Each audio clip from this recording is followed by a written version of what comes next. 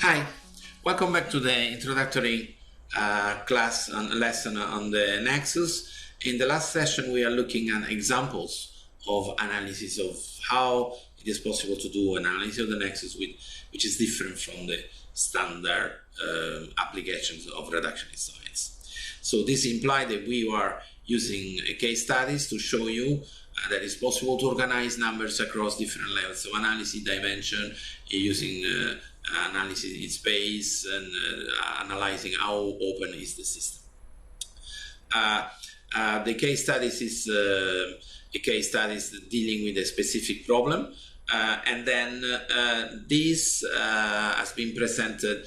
It has been developed in a project sponsored by FAO. You could have here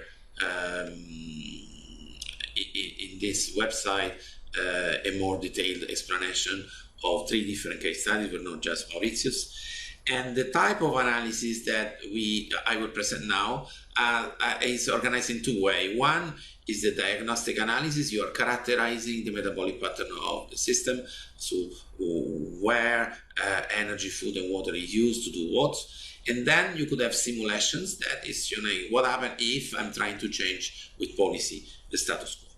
A disclaimer, a warning, and do not get scared by the amount of information that I will throw at you in the next minutes. I'm showing this to give you an overview of how does it work, what type of information, what you can do with this type of analysis. Of course, I'm not expecting that you can understand everything, how does it work.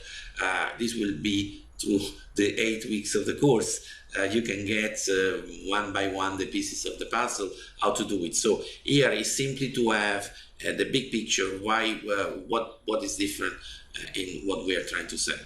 So back to the problem. The problem was the problem of which we were asked to apply the methodology was that in Mauritius they are using 90%. They were using 90% of the land in sugarcane production because of the European Union were offering a good price for this commodity, but at a certain point the European Commission decided to discontinue this policy. What to do now with this 90% of land? So the approach works in this way. First of all, you are characterizing what type of variables are you using and how these variables are integrated to provide a meaningful picture. So this is what we call developing a grammar. A grammar is an expected set of relations over elements that are defined in semantic terms. The grammar is the same logic that the grammar that you have in a language. No? You have different words in a language, but in order to be able to use the word to say something meaningful, you have to organize the word on different categories. That is the subject, this is a verb, this is an adjective, and then you can put different words and different verbs into the different categories, but still the semantic definition of what is a verb, what is a subject remain, even if the subject is a bottle or is a dog or is a car. So this is an example of grammar of food, and it's multi-level in the sense that it's referring to different activities or different elements, characteristics of the system that can be observed only at different levels. So you have the production of food, that is how much food is produced locally, and then you will have import of food. This is the amount of food coming from outside the island. What type of food we are talking about? Again, these are semantic characterization, and later on you will have to decide formal categories to put in vegetable, grain, animal product, milk, or things within the categories types of food. Then you will have final consumption. Again, in final consumption you can already see through urban, rural, tourist. And then you will have food invested in food production. One part of food is eaten by the agricultural sector itself. Let's imagine feed for animals, eggs to making chickens, and so on. Then, of course, you have losses. And then this is a way of having a logical structure of your data. The second problem is to have the characterization of what we call the end-use matrix. Who is using the flows and the fund used by a society to do what. So an end-use matrix is a data array describing how the metabolic elements are located across functional elements of the society. Since this is a little bit complicated, let's have an example. So basically, you have here the whole society is on this line, and this whole society is using food, energy, and water, 8 petajoule of food, 56 petajoule of energy, 1,700 atomic cubic atometer extracted from the ecosystem, and fun element. This is a human activity that would be the hours of labor here, power capacity would be the technical capital, and land in terms of hectares of land. Then there are functional elements of the society. The whole level is the whole society is the functional level is Mauritius can reproduce itself. And then below the whole society, you have internal organs, the household, the paid work. They are capable of expressive function. For instance, agriculture is producing food.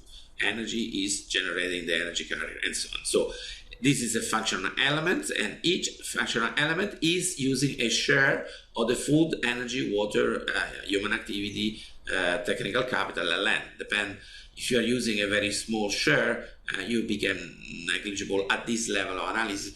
At the lower level analysis, of course, we can still look at the use of technical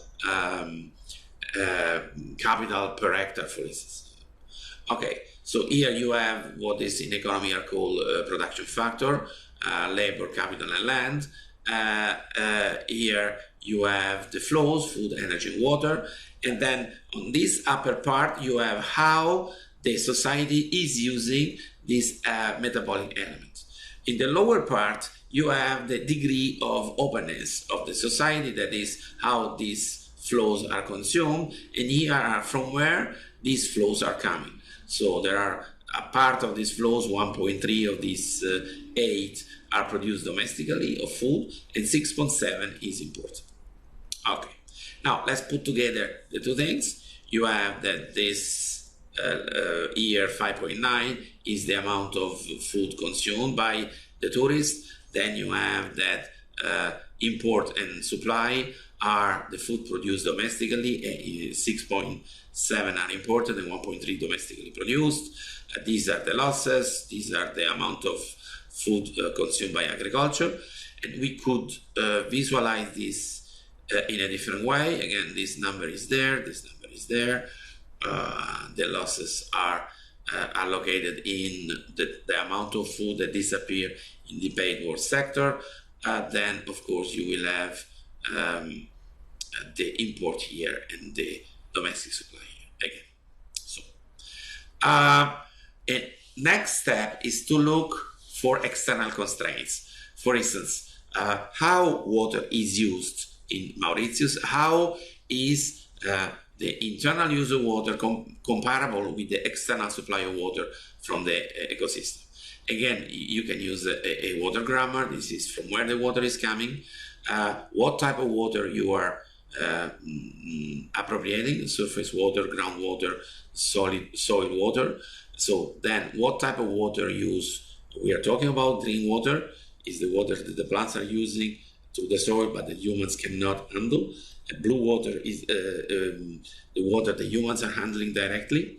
What is important that this part, the human part, can be better specified in terms of end-use matrix. Again, you have for the whole compartment, the household urban, household rural, paid work service, and government. You have all the different subsector of the sector, how much is extracted, what is the blue, what type of end use you have. What is important that then you can map this type of consumption, who is using the water, from the source of the water. These are the aquifer from which the water is extracted. Why is it important to do that? Because, for instance, at the global level, for all Mauritius, they are using much less water than is available, 1,700 versus 3,900. But if you are looking in GIS, in the different and use by aquifer, then you could have a couple of aquifer in which the situation is not particularly good. For instance, around the capital, they are already overdrafting 158% of what would be possible to extract. Okay, after having a good idea of who is using what, then you can get into the simulation. We are just giving a couple of examples here. The first things, what would happen if we are allocating all the flow of fund that we are using now to make sugarcane to make biofuels. Okay, so this would be the end-use matrix, and this is the vector of water and human activity and land that is allocated in what we call this export. It would be sugarcane. So this sugarcane is using 90% of the water and 90% of the land, and basically producing only 4% of the gross value added, basically only for people with a lot of land. So it's not particularly good for the development of the country. So let's imagine that this goes in energy and mining, and we readjust the different allocation of water, value-added human activity because of this transfer. If you do that, you discover that this is not a particularly exciting solution. In the sense, you're still using 90% of water, and you are not producing much of the energy. Much more interesting would be to try to produce more food, because you see that 6.7 out of 8 are imported. So we could try to do a simulation to whether or not we could produce food. To do that, first of all, we have to check whether or not we have enough land or enough water to produce food. Then you can start with where we are producing sugarcane at the moment, what type of soil, what type of slope, and then you add to this the type of food that you would like to produce, and then you can locate a production of food that is matching what you are requiring. Then you have to select the crops and then look where you want to put the crops. And then having this information, you can check whether or not you have enough water, for instance. Then if you have enough water, you are looking at how much water is used now when cultivating sugarcane, and then what would happen if you would cultivate food. And it's fantastic. It's very good in the sense we are using less water than we are using now. So water will not be a problem. So let's do the simulation in the end-use matrix. And what happened? There is a problem here. There is a problem that is not due to external constraints. We will have land, we will have water. What we will not have, we will not have labor. Why is that? Because in an island like Mauritius, you have that a lot of labor is allocated in tourism. There is a lot of a growing activity in the financial market. So nobody wants to be farmers as everywhere else in the world. So basically, in this case, you have a constraint that is not related to the availability of energy or water. It's simply due to the fact that the type of work requirements for producing food will not be compatible with the actual profile of human activity. So we can conclude this first overview of how does it work, this analysis of the nexus, is that don't be worried if you couldn't understand the details of the calculation. The idea is that just to show you how this works. And what is important to take away from this class is that if you want to understand, try to have a better insight about policy relevant sustainability issue, you have to analyze the relation between water, energy, food across different compartments, at different levels, scales, and then using GIS. There are no simple solutions. Every time you change something, you change all the rest.